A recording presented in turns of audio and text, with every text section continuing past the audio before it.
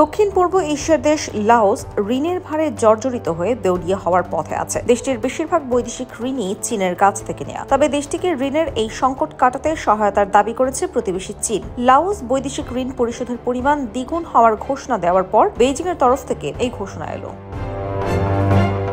লাওসের সবচেয়ে বড় বৈদেশিক ঋণদাতা দেশ চীন। লাওসের $10.5 বিলিয়ন বৈদেশিক ঋণের অর্ধেকই চীনের কাছ থেকে নেওয়া। গত বছরের শেষ নাগাদ ছোট এই দেশের মোট ঋণের পরিমাণ ছিল $13.8 বিলিয়ন, যা দেশটির মোট দেশজ উৎপাদন বা জিডিপির 108%। কমিউনিস্ট শাসিত লাওস সম্প্রতি চীনের সঙ্গে একটি উচ্চগতির রেল লাইনের মাধ্যমে যুক্ত হয়েছে। ভূবেষ্টিত এই দেশকে এই প্রকল্প বাস্তবায়নের জন্য প্রায় $600 কোটি বিনিয়োগ করতে হয়েছে। এই সংযোগ লাওসকে চীনের সঙ্গে সরাসরি যুক্ত করলেও দেশটির ঋণের বৃদ্ধি উদ্বেগের জন্ম দিয়েছে।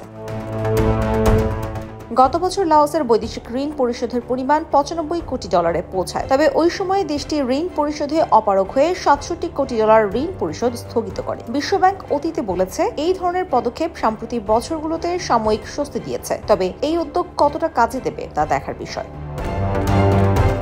লাওসের বৈদেশিক ঋণের এই সমস্যা এমন সময়ের সামনে এলো যখন প্রেসিডেন্ট জো বাইডেনের প্রশাসন উন্নয়ন দেশগুলোতে চীনা প্রভাব রুখতে আলাদা অর্থনৈতিক সহায়তা পরিকল্পনা ঘোষণা করেছে। ওয়াশিংটন অধিকাংশ সময় চীনা ঋণকে একটি ফাঁদ হিসেবে উপস্থাপন করেছে। অবশ্য এর নজিরও আছে। সম্প্রতি চীনা ঋণের ভারে শ্রীলঙ্কা ও পাকিস্তানের মতো দেশ খাপি খেয়েছে। সর্বশেষ 2022 সালে শ্রীলঙ্কার ইতিহাসে প্রথমবারের মতো রিজার্ভ শূন্য হয়ে যাওয়ার পর দেশটি দেউলিয়া হয়ে যায়। অবশ্য চীন এসব ঋণকে ঋণের ফাঁদ, কূটনৈতিক কার্যক্রম বলার মার্কিন দাবিকে উড়িয়ে দিয়েছে। IPTV USA, new York.